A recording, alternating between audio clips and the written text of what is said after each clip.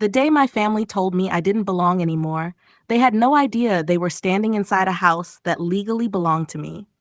I didn't argue, I didn't yell, I simply smiled, picked up my suitcase, and walked out the front door. They thought they had won. What happened 4 days later changed our family forever.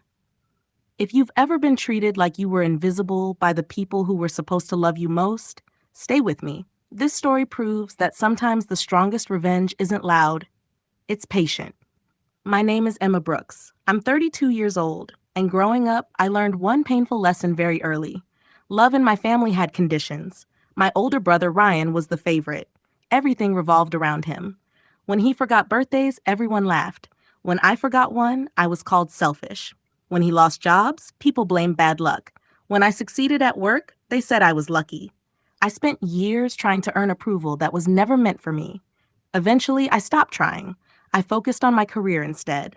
Long hours, weekend shifts, sacrifices nobody noticed. While everyone else spent money, I quietly saved every dollar I could. Nobody asked why. Nobody cared enough to ask. 3 years after graduating, I moved back into my parents' house. It was supposed to be temporary while I searched for a place of my own. Instead, I became the unofficial accountant, repair technician, grocery shopper, and emergency fund. Whenever the washing machine broke, I paid. When property taxes were due, I covered them. When Dad quietly admitted money was tight, I helped without asking for anything back. Not once did my mother say thank you. She simply expected it. The more I gave, the less they seemed to notice.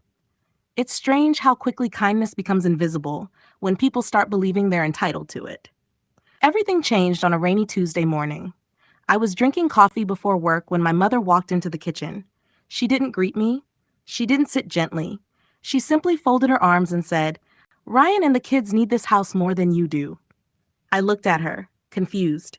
She continued, "So you'll need to move out by the end of the week." I thought she was joking. Then she smiled, not kindly, the kind of smile that appears when someone believes they have complete control. Before I could answer, she added one sentence I'll never forget. "You've lived off us long enough." Those words hurt more than I expected. Lived off them? After everything I'd paid? After every bill I'd quietly covered? I felt anger rising inside me, but I swallowed it. Sometimes silence is more dangerous than shouting. I packed one suitcase. Dad sat in the living room pretending to watch television. He never looked at me. Ryan wasn't even there. He had already assumed the room would be waiting for him. As I closed the front door behind me, my mother called after me. "Don't make this dramatic." I almost laughed. She had no idea the drama hadn't even started, because there was one secret nobody except my father knew. 2 years earlier, he had confessed that the bank was preparing foreclosure papers. The family home was about to disappear. He was embarrassed, terrified, ashamed. I didn't judge him. Instead, I offered a solution. Using nearly every dollar I'd saved, I negotiated with the bank. I paid the remaining debt. The legal agreement was simple. Ownership transferred into my name. Everything was signed. Everything was recorded. Dad insisted it was the only fair way. I never told anyone else. I never used it against them. As long as everyone respected each other, I saw no reason to mention it. But respect disappeared the moment my mother threw me out. She had made her choice. Now reality would make mine. The next morning, my phone rang repeatedly. Dad, again, again, again. When I finally answered, he sounded terrified. She found the paperwork. I didn't need to ask who. Mom had discovered the deed while searching through old documents. She couldn't believe what she was reading. She thought it had to be fake. Minutes later, she called me herself. She shouted, accused me of manipulation, said I'd stolen the house. I waited until she finally stopped talking. Then I calmly replied, "I didn't steal anything. I saved it. If I hadn't stepped in, none of you would still be living there." Silence. Complete silence. For the first time in my entire life, my mother had no words. Within hours, the phone calls began. Relatives, family friends, people who had ignored me for years suddenly became experts on forgiveness. Every conversation sounded exactly the same. Think about family. Be the bigger person. Don't divide everyone. Funny. Nobody had asked my mother to be the bigger person when she threw me out. Nobody called to defend me. Now that I had something they wanted, family suddenly mattered. Ryan finally called that evening. He tried charm first, then guilt. then sympathy. Finally, he admitted what he really wanted. He asked if I could move somewhere else so he could raise his children in my house. Hearing those words spoken aloud almost made me laugh. I simply asked, "Do you realize what you're asking?" He didn't answer, because deep down, he already knew. 4 days after leaving, I drove back. The house looked exactly the same, but everything felt different. Mom opened the door. For once, she looked uncertain.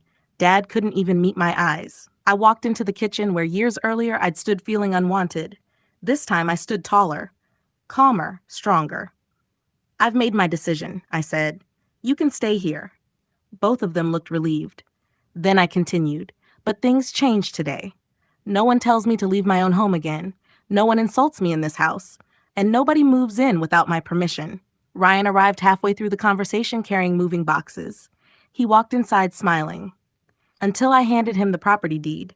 His smile disappeared almost instantly. He read my name twice, then a third time. The room became completely silent. My mother began insisting there had been a misunderstanding. Dad quietly admitted the truth. Every payment, every signature, every document, everything was legal. Ryan slowly placed the paperwork back onto the table.